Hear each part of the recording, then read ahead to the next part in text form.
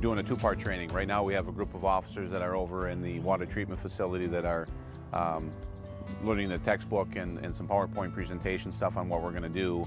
And then later today, we come over here with the volunteer drinkers that we have that they started drinking this morning.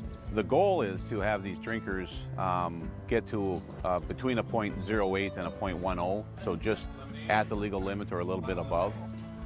And then we test them with a PVT so we know numerically where they are on the impairment level.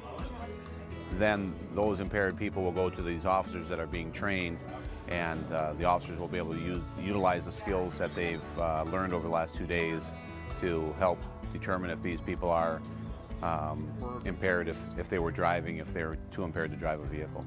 There are 3 basic tests that are validated tests that we teach them. One is called the horizontal gaze nystagmus test.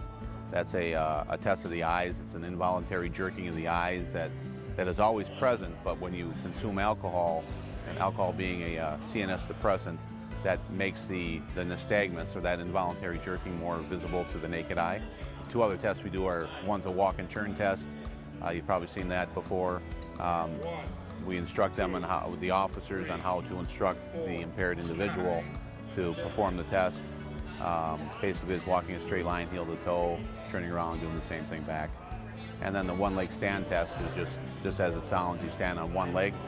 You have to maintain your balance while counting and while looking at the foot. They're all psychophysical tests that you have to do more than perform physically, but you also have to do some mental performance as well. And the whole idea is that the more these officers do it prior to going on the street and using them in real life, the better they'll be at it, the more comfortable they'll be at it, so they'll be more willing to do it and not be so apprehensive. And that's the reason we use real people that are really consuming alcohol, because you can teach it and have them perform these or instruct these tests to anybody, but to have somebody that's actually impaired, as that we're going to deal with on the street, it's a great learning experience for them as well.